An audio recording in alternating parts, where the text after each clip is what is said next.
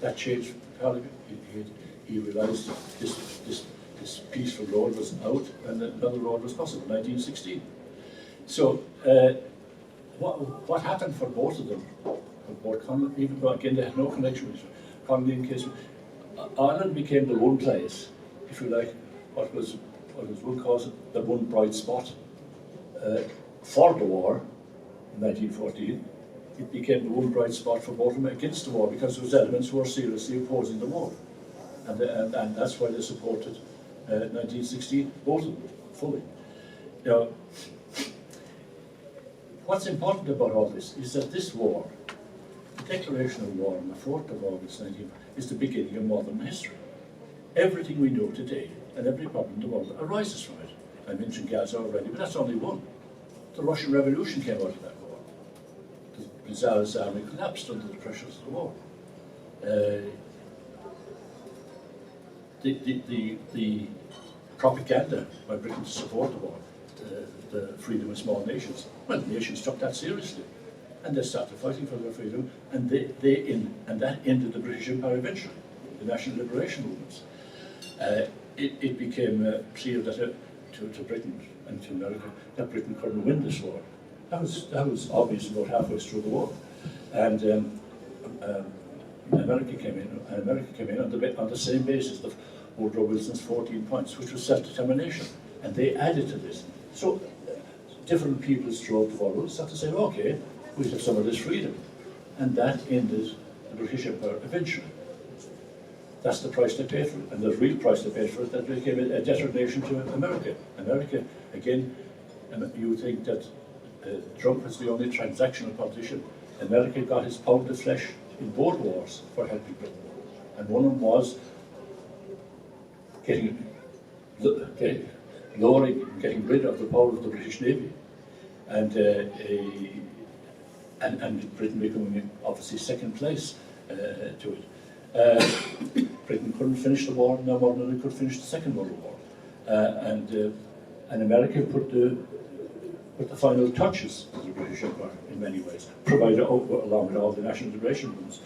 And I think it brings home the truth of Henry Kissinger's statement: to be America's enemy is dangerous, but to be its friend is fatal. Now, the reaction to this conviction, this is where it gets,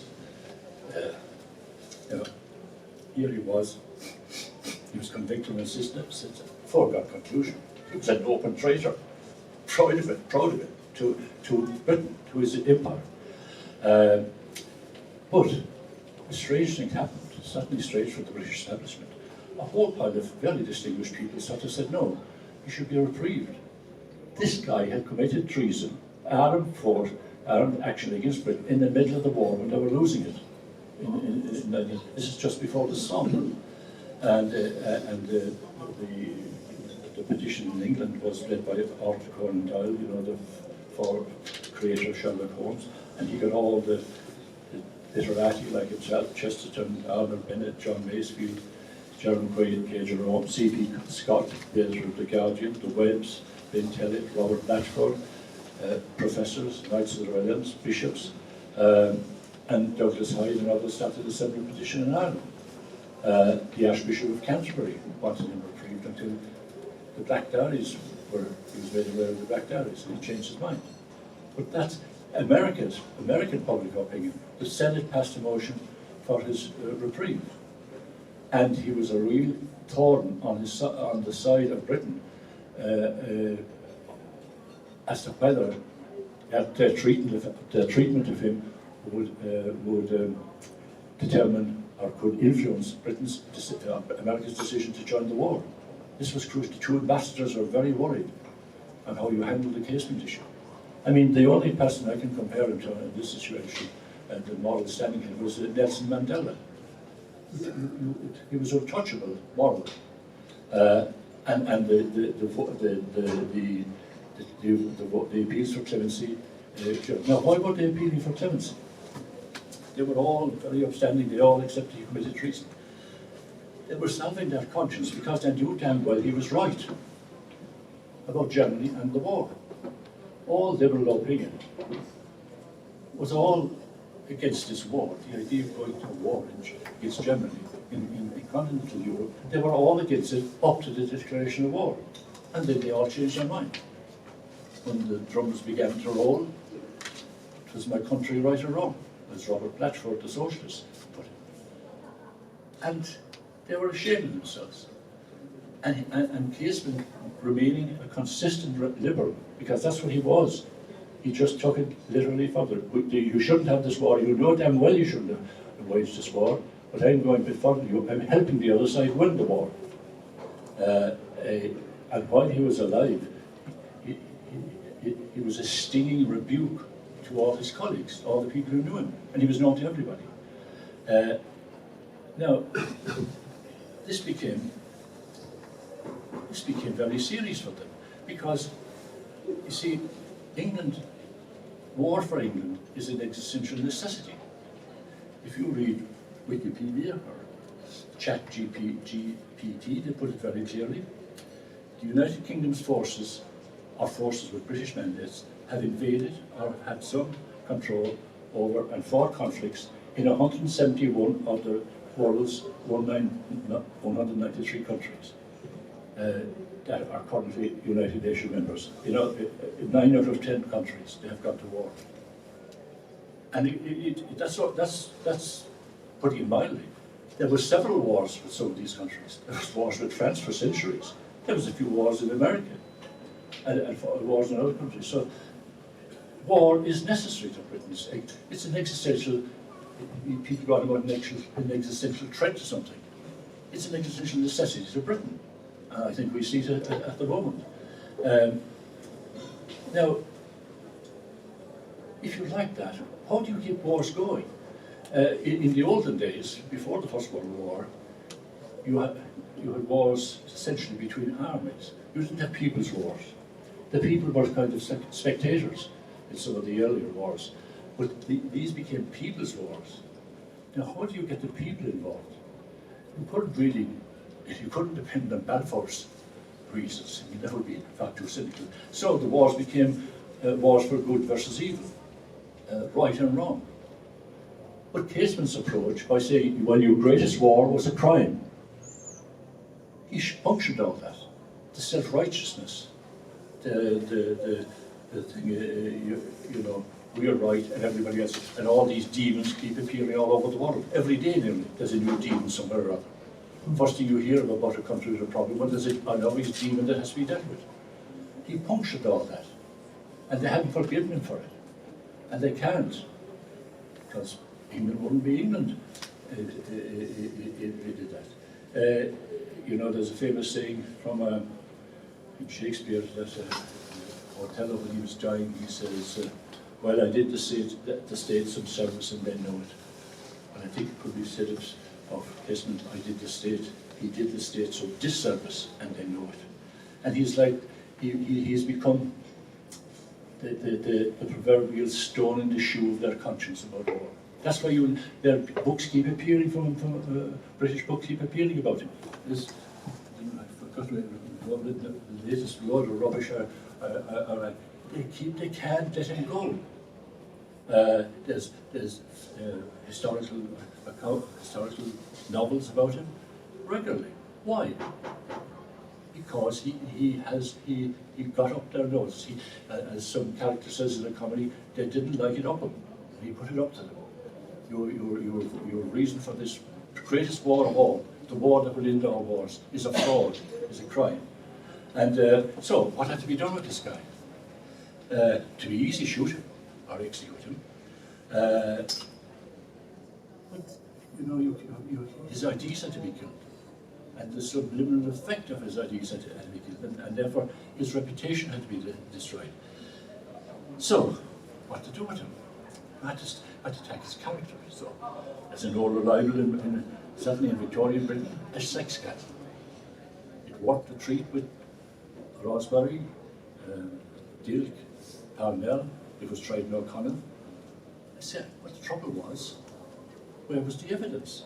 You know, but a sex scandal was the weapon of choice in Puritan England for destroying a man's character or a person's character. Now, when John Devoy heard about this business of allegations of homosexuality from the fund of he said, well, they know all about that, they're obsessed with that damn thing over there. Well, nobody from the Foreign Office came around to say, Casement's a homosexual, they slept with him. Nobody did. And it wasn't for the want of trying. They sent people to Peru to find out. It's recorded in the Irish Political Review magazine. Nobody would do it. So nobody came forward. So what you did? Well, you had to create one. And the real weapon with sexuality, make it a bit, even heterosexuality could be a scandal, but an even better one was going for homosexuality. So the police created typescripts of a diary that had all these lurid descriptions of it wasn't homosexual activity, it was the activity of a pederast, a child molester, a child sex addict. Now, I found it hard to believe that initially that these typescripts could exist without the diaries. So I went to Kew and did some searching. And there's one file, I think, there's hundreds of files on Casement, but there's one very defining file. It's the book of evidence for the trial, 6 volumes. Everything is in it that the police could throw at Casement. And a great supplier of dirt, if you like, was the RIC in Tralee. They produced his German rail ticket. They produced a wrapping of his sausages. They produced scraps of paper that he had written on his way from Germany. And Birkenhead later said, they're the Black Diamonds. And they submitted all these for evidence. And there they are in the file, photographs, and they became official exhibits at the trial. And the police typescripts are there about all this sexual activity, but no diary. So in other words, they threw the book at Casement, as they say, but no diary. And no witness, nobody to sort of say. So obviously, wiser heads prevailed, and he wasn't brought up on a charge of homosexuality because there was no evidence. Now, it's probably hard these days, because of the changing attitude towards homosexuality, to understand or appreciate homophobia in Victorian Britain.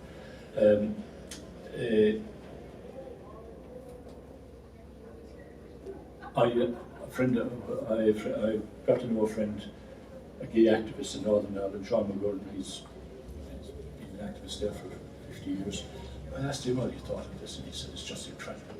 A man in his position carrying on like that it's homophobic, because assuming that homosexual, as a matter of course, act like this. And what is described? Well, one writer has described it, I think, very accurately. I've interviewed him. The person involved is described as a thoroughly repugnant pederast, obsessed with the male sex organ, indiscriminately promiscuous, addicted to prostitutes, an immoral priapic sex addict, unstable and incapable of affection and ordinary discretion. That's according to an author, Paul Hyde, the Irish Political. And that's perfectly it. This isn't homosexuality. This is and Sean, my friend Sean McGurn, so he said this is homophobic stuff. It's not homosexual stuff. It's homophobic stuff to discredit homosexuals. And all Casement's friends and acquaintances. Don't forget, Casement was one of the best known men in the world. Every door was open to him, presidents, monarchs, and every bedroom door if he wanted to, for decades. And he was an intimate friend of all sorts of people. So why didn't anybody come forward? They didn't. And he spoke about his own sexual life, which I came across half by accident. Writing from South America in the Amazon journal that was brought up by Angus Mitchell, he got so, it was typical of him, because he was a passionate man, and he was so disgusted with the behaviour of the guys who was investigating. They were monsters, murderers, just like the Congo, wiping out the native population, killing them at random all the rest of it. And he says, I swear to God, I'd hang for every one of these band of wretches with my own hands if I had the power to do it, with the greatest pleasure. I have never shot game myself with pleasure. I have in fact abandoned all shooting for that reason, for I dislike the thought of taking life. I have never given life myself to anyone, and my celibacy makes me frugal of human life. But I'd shoot or exterminate these infamous scoundrels more gladly than I would shoot a crocodile or kill a snake. 29th of September 1910. That's the real Casement. He can't be equated with the rampant sexual carry on with boys in black alleys. Unless he's a total lying hypocrite. And nobody actually ever accused him of that. Whatever you said about him. He might be a traitor and everything else, but he was never. So these diaries are fakes. Now, the awful thing is, well, see, they were successful. They were successful for the purpose at hand. That's it. And they were challenged in Ireland for a long time, quite rightly. But now they're accepted. And this was really brought home to me last year when I was listening to an interview with the author of the latest book, Phillips, on. I could talk to you about this book, but I won't, except to tell you it's a load of psychobabble about Casement. Anyway,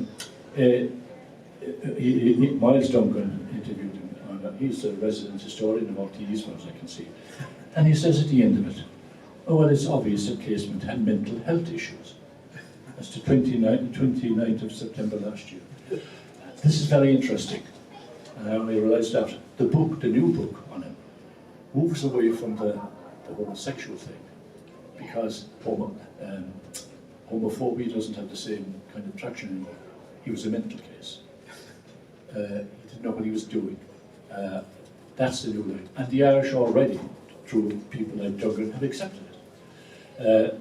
Now, and of course, I see people who laugh at the idea of him being saying he was celibate. Well, celibacy is a pre-Freudian world. People then weren't defined by their sexual activity or their orientation. They were defined by the normal things they do in life. And Casement was no different. There was several things Casement wasn't interested in. He wasn't interested in any form of party politics. He wasn't really interested in religion, science, or philosophy or anything like that. He was interested in the British Empire and Ireland and getting the relationship right. So sex didn't interest him. I grew up among people who had sex didn't interest that very much. Now we're obsessed with it. So there's nothing wrong. It's a life that people choose for all sorts of reasons. Some, I think, very understandable. But so anyway, that's no. There's good news, and that's that this book is the key to it, which if you want to follow it up, and you can buy it from Wardwell for €20, and you won't be able to buy it in shops, I don't think. It's been reviewed. It's been around for 6 years. It's never been reviewed in any mainstream media, not even History Ireland. They have refused to review it.